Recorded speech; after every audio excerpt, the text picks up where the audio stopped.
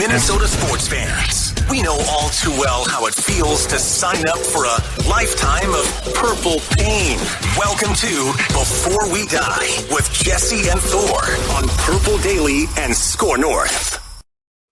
What's going on, everybody? I'm Jesse Pierce from NHL.com and Bar Down Beauty's podcast, slowly but surely regaining an optimistic outlook on your Minnesota Vikings. He's Thor Nystrom from Fantasy Pros and Betting Pros, coming in hot each and every week with some prop bets and the purple passion that we all love to see. And down there, Ross Brundle, our producer, he enjoys the Vikings pain because why, Ross? Oh, lets me know I'm still alive. But this year, it's not pain. It's not pain. It's positivity, baby. Exactly. We are going to dive in. This is Purple Dailies Before We Die on Score North. Okay, let's say it. 5-1 heading into the bye week. Let's say it louder for the people in the back. The Minnesota Vikings are 5-1 heading into the bye week. 5-1. 5-1.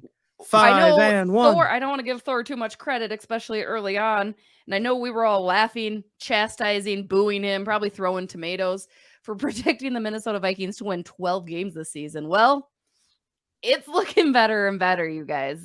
Do you think, not only do you think the Minnesota Vikings can reach that high expectation Thor had, can they be the number 1 or the number 2 seed? Currently a 2-game lead atop the NFC North.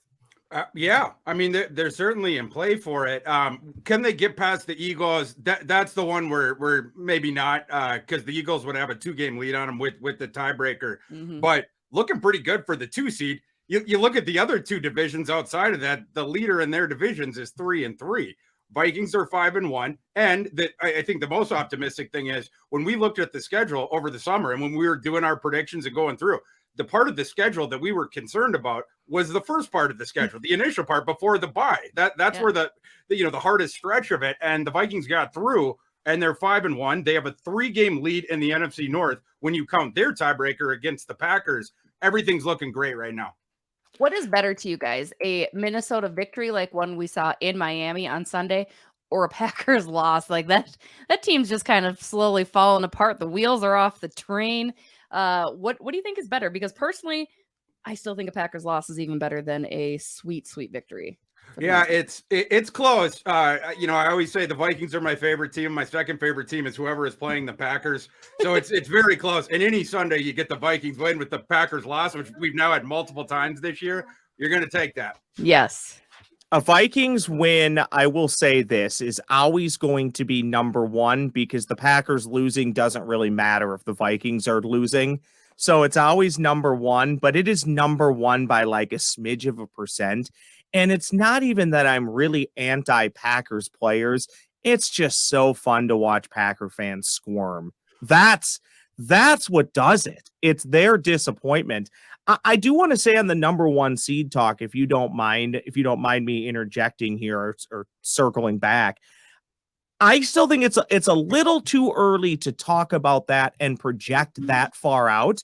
But I would say props to the Vikings for being 5-1 at this point and allowing their fans to even dream or think about that.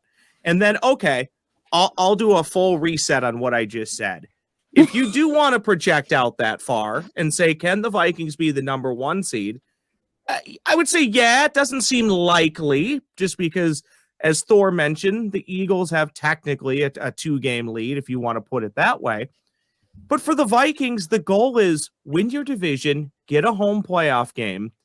If you can win your division and somehow be the 2 seed, you could still end up never leaving US Bank Stadium if the Eagles don't win their divisional playoff game. But to do that, you absolutely need to take care of business out of the bye. I've seen some stuff on social media, and I've heard some people mentioning, well, the Vikings should be 7-1 after their next 2 games. Stop it. Stop it. Every game this year has been a struggle. 1 game at a time. Win the game in front of you. Everything else takes care of itself. TCB.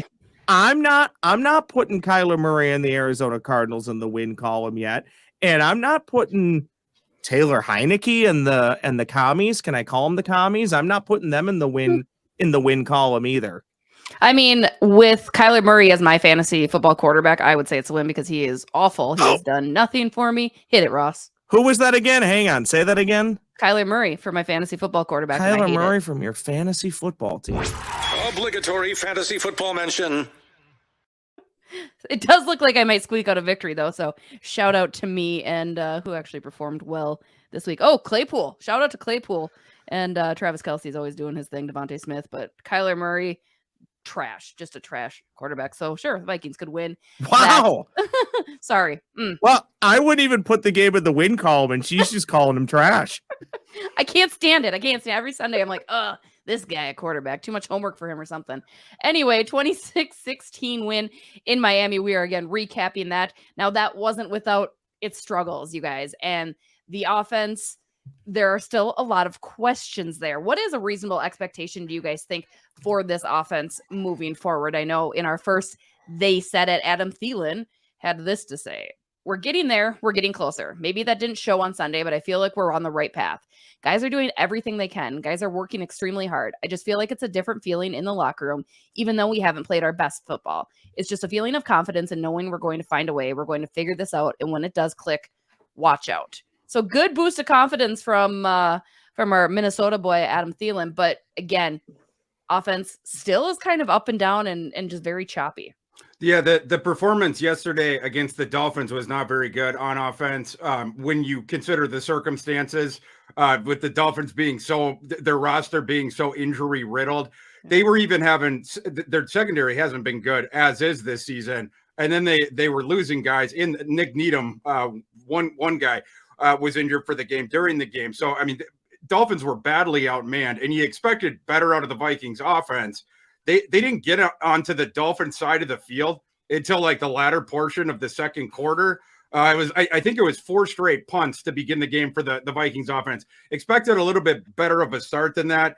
The Dolphins had a clear strategy in this game of mugging the Vikings receivers off the line, which, you hope in the future maybe the refs will pay a little bit closer attention to that. Some of that stuff wasn't getting called, but Jefferson then was able to break loose in the second half. The long wheel route and stuff like that was able to get over 100 yards. Offense did start to get going a little bit, like I said, in the second half a bit more. Dalvin Cook was the leading rusher with only 10 yards late in the third quarter. And then, of course, he breaks off his long run. But overall, the offensive line didn't play the best. The running game didn't play the best for the vast majority of the game. And Cousins in the receiving corps wasn't quite as good as you would have hoped yesterday, but a win's a win. I do want to get into Justin Jefferson and what he continues to do week after week and the numbers that he continues to put up. But I do, you mentioned the start of the game. Minnesota opened the game with 4 straight 3-and-outs before finally scoring with 2:32 left in the second quarter. And overall, the Vikings had 10 3-and-outs against the Dolphins. I mean, that seems to be a continuous problem. We've talked about it every single week in their areas. How do you change that? And again, we'll get into Greg Joseph and the struggle he has at kicking as well. So, I mean, guys, what do we do to change that in order to be more successful?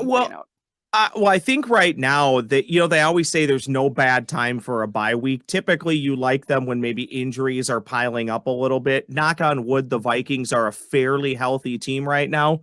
But I do think the bye week's coming at a great time. I know Adam Thielen talked about, and you mentioned it, and they said it, when this thing starts to click, look out. Well, they got 2 weeks here to try and work out some kinks and get things going for that second half of the season.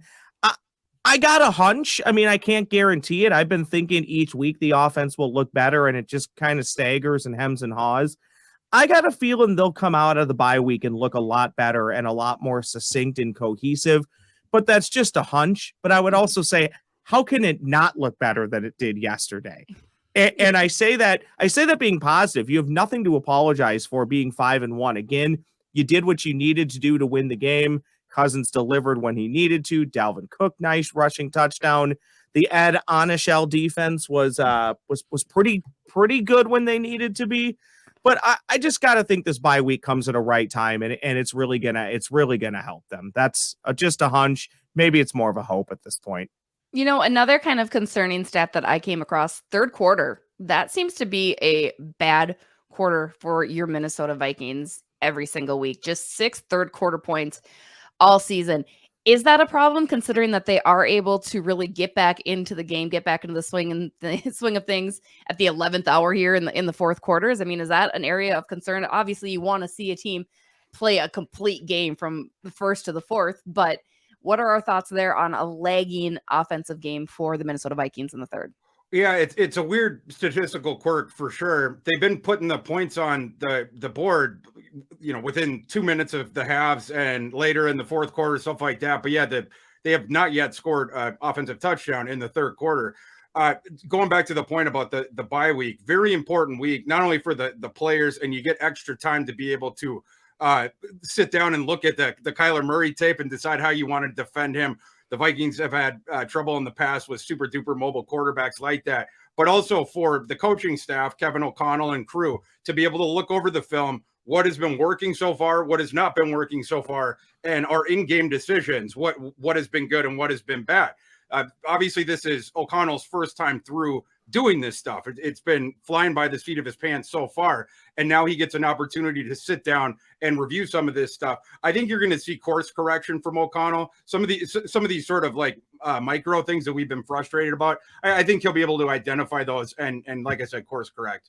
Yeah, I know we had mentioned we were going to talk about Justin Jefferson. He had his fourth 100-yard receiving performance of the season in the win in Miami on Sunday. He's currently third in the NFL with 654 receiving yards on the season, slightly off pace for a 2,000-yard season that he had set as a goal for himself coming into the year, but not much, right? It's going to be a year. Offensive Player of the Year, guys, are we back on that? Like, that's probably something that Justin Jefferson not only has in his sights, but it's a very realistic award that he might be able to claim. Yeah, being a receiver, it makes it more difficult, and the fact that all of his O'Connell's mentioned this several times. All of Justin Jefferson's impact on the offense cannot be quantified by his stats. The games where his receptions and his receiving yards are down, it's invariably always because the opposing defense is double teaming him every single time, which opens things, spacing up for his teammates and stuff like that. That stuff will not be counted by, these East Coast voters and stuff like that when they sit down to fill out the MVP ballot. But I mean, in terms of the most valuable offensive player in the NFC, he is right up there, if not at the top of the list so far in my book. Are you suggesting that Minnesota is getting overlooked by East Coast bias? Like, I've never heard such a thing. I don't think that the East Coasters are going to sit down and bake in all the context ancillary to Justin Jefferson's statistical output. Yeah. If you think there's East Coast bias in how they're going to choose offensive player awards and MVPs, you just wait for the East Coast bias when Kevin O'Connell is 13-4. And Brian Dable goes 10-7 and wins Coach of the Year. You just wait for the East Coast bias there. No respect in flyover territory. No respect. Never. But you brought up the next point, Ross. KOC, he's got to be in contention for Coach of the Year with what he's able to do with this Vikings squad in his first year at the helm. Yeah, I've looked at the updated odds that the sports books have put out today. O'Connell's third right now in the odds board for Coach of the Year. Brian Dable is number 2. Nick Sirianni is number 1. I think I'd have Dable and O'Connell over Sirianni. Sirianni was in the job before and was already sort of building towards this. He also got a full cupboard, right? Whereas O'Connell's been trying to figure this out with a lot of pieces that Zimmer could not take to, winning the division and going into the playoffs, et cetera. And then Dable's doing it with a team with a roster that has stunk for years. So to me, those are the two most impressive coaching jobs so far.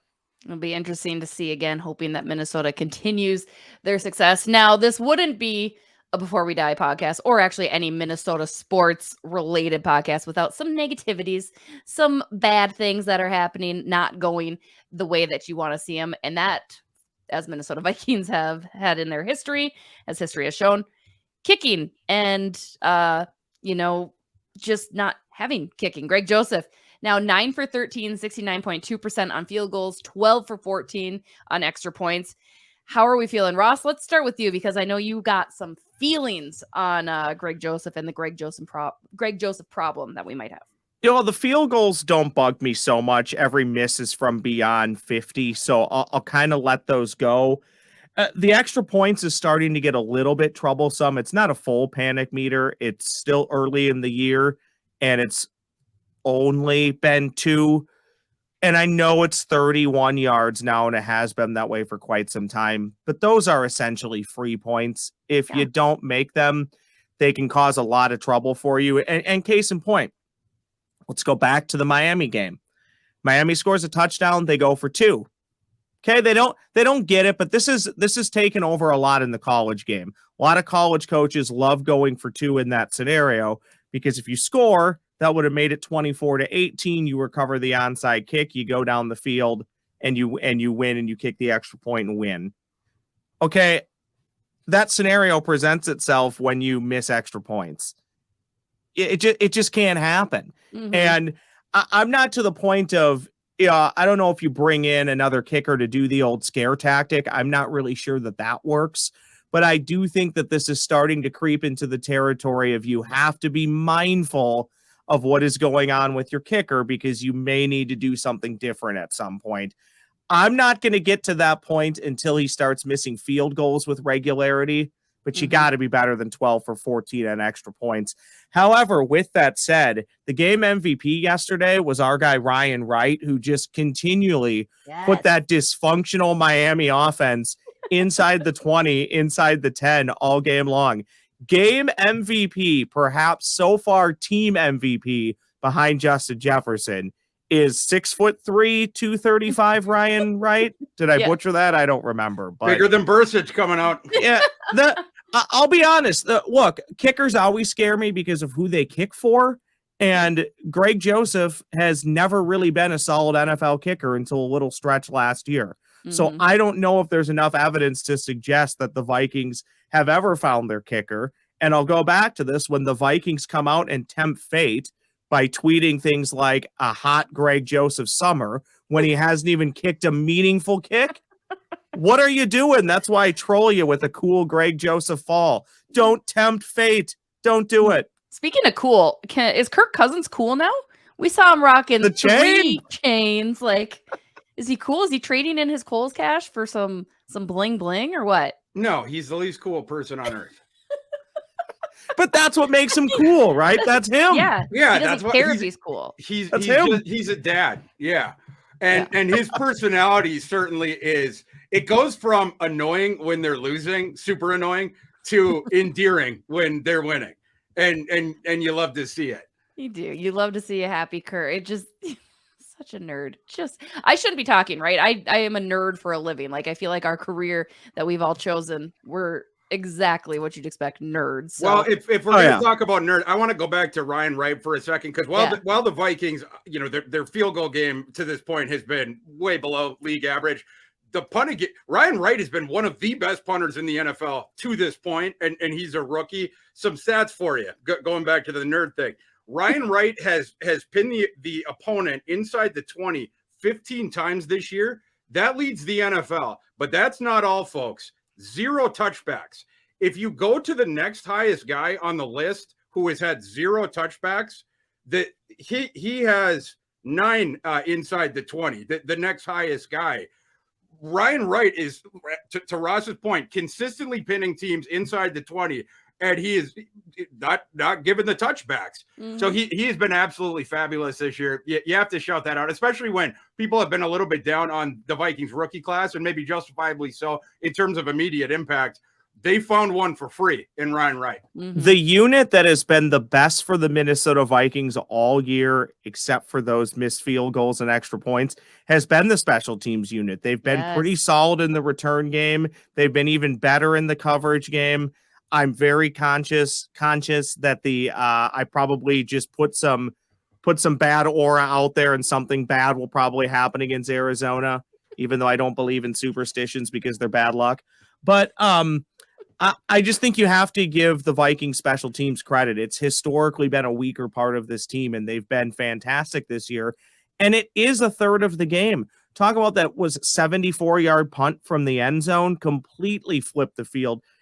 The Dolphins thought they were going to get the ball around the 50. They were closer to their end zone than they were the 50-yard line after that punt. That's just a heck of a job by Ryan Wright. Yeah, and speaking to the special, it's not just the 2 guys, right? It's not just Joseph, and it's the unit. Right? It's the entire unit, and the Vikings have, to Ross's point, have played fabulous there. Outside of the Joseph field goal attempts, they've been fabulous on special teams. the punt coverage, the getting after the punter has been absolutely fabulous. The game yesterday, the play you have to shout out, enormous play. The Dolphins attempt that fake punt. And not only Metellus is the guy who gets all the credit because he made the tackle, and it was a fabulous play by Metellus. Hats off to him.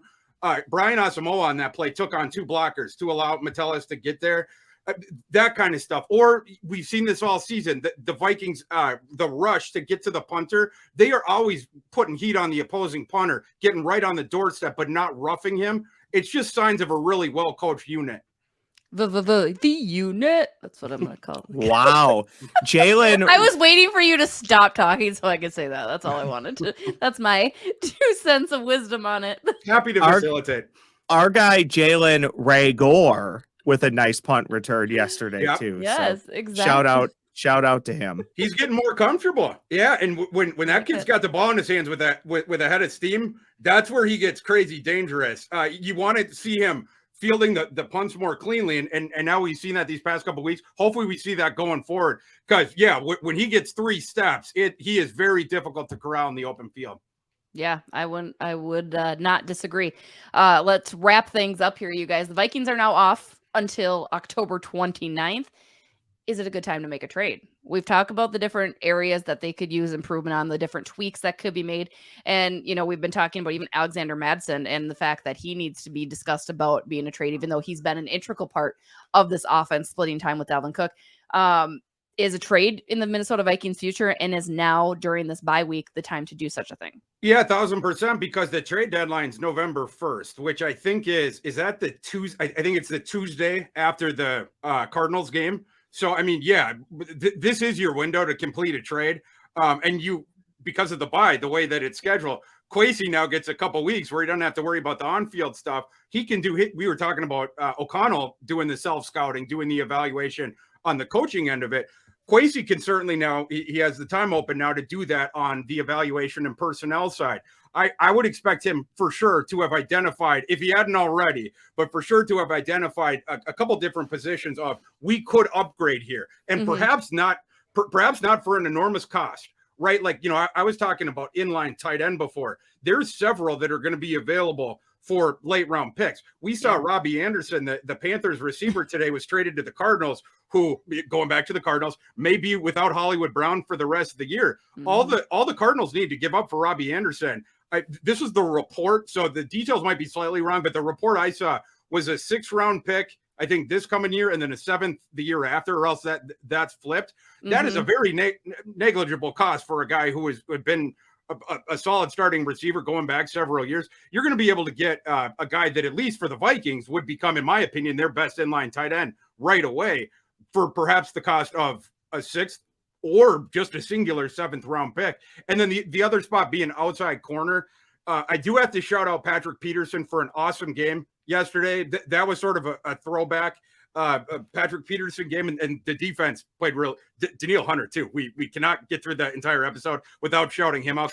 He had by far his best game. But having another cornerback, and maybe it's not the outside that you identify. Maybe it's a slot guy, or maybe it's a guy that would have the versatility to do both, so that you have some sort of insurance against an injury. Because not only do we sort of know that the Vikings, in terms of their ability to cover opposing receivers, they're below average in the NFL, but also if either one of really any of the 3 starting corners, if any of them went down, the Vikings are in trouble, because they just don't have that depth right now until a guy like Booth develops and is fully healthy, till they trust a guy like a Caleb Evans, et cetera.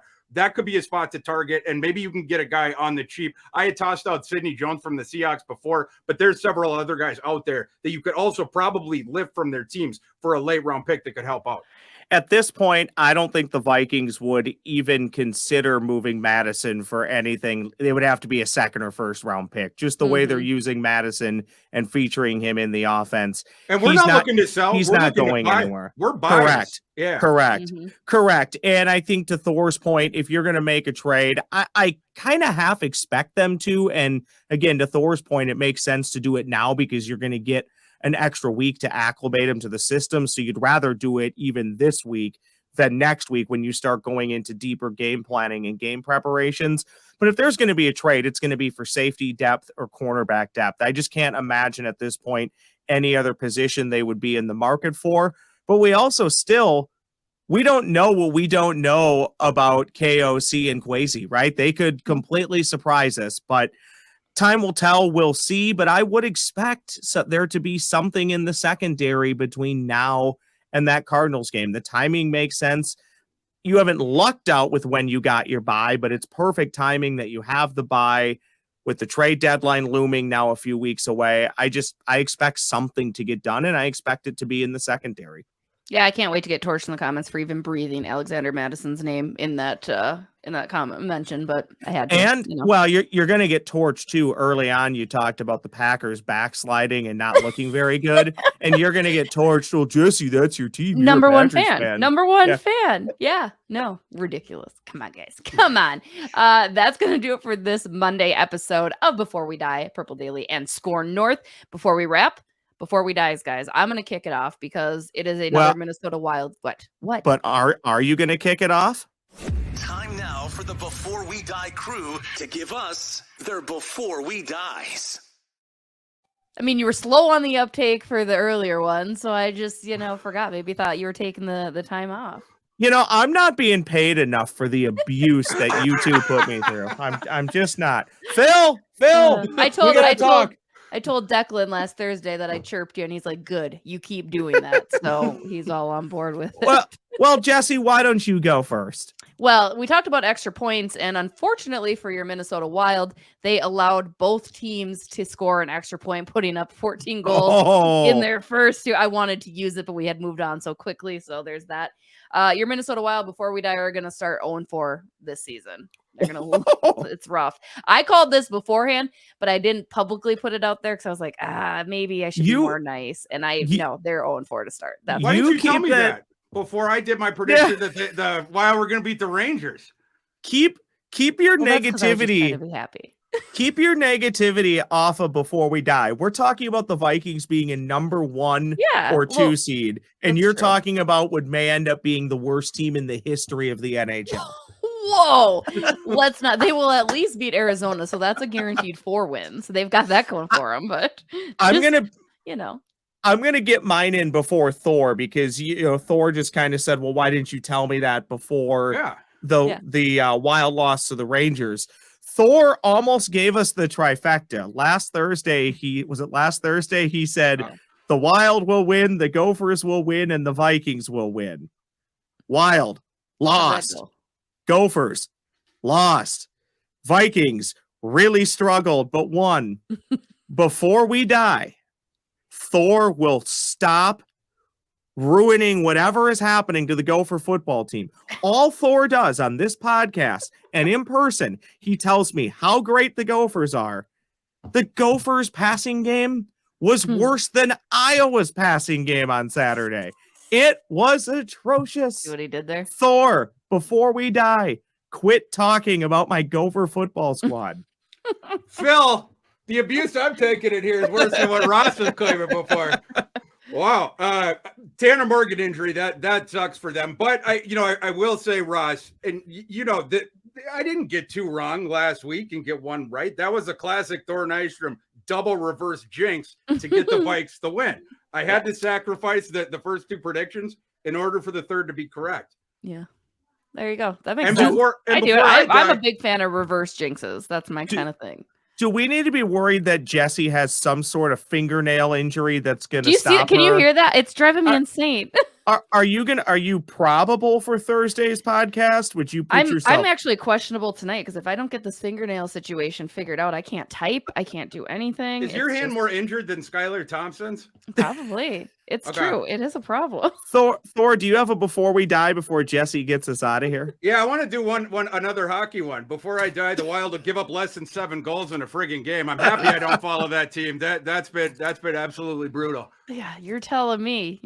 Somebody had texted me that today. They were like, this is probably when your job sucks, huh? I'm like, it's not fun. Like, you gotta go talk to a bunch of cranky people. Like, it's not the best, but it's early. I mean, it's not a panic. Even if they went 0-4, That doesn't mean anything in the scheme of an 82 game season. I don't really care. I just think it's funny that Look this is happening. here. Like if Colorado drops 10 on them tonight, I'll actually like go in hysteria and like be laughing. I hate that Colorado team. You know what they're always the only NHL team. I don't like them. Or Vegas, you know what always they had works. That one goon and that. Yeah.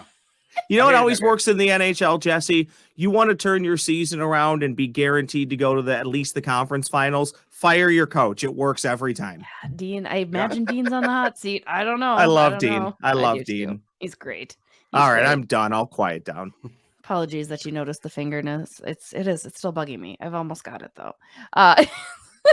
That is Monday's edition of Purple Dailies Before We Die on Score North. As always, I'm Jesse Pierce. He's Thor Nystrom. He's Ross Brundle. We are bringing you Vikings content, hot takes, and fingernail breakings all live Mondays and Thursdays. So we will be back here again on Thursday. First of all, shout out to everybody that made it out to Surly for Score North and Purple Daily and Vikings Talk. Thank you. I apologize. I didn't make it, but I know you two were out there freezing your little tushes off. I will be there November 6th. Are we announcing that? Do people know this? Yep. Okay. Just realized that maybe that wasn't public, but it's November 6th. I'll be now. Yeah, now it is. Breaking news, Jesse Pierce. So I'll be out there, but sounds like a great time. You know, you guys are the best. As always, drop your comments. Let us know what you think about the Minnesota Vikings, the 5-1 Minnesota Vikings. You guys are the best fans out there. Check out all of Purple Daily content coming to you each and every day, round the clock. They do a great job. And we'll see you guys Thursday. Have a good one. Skol Vikings.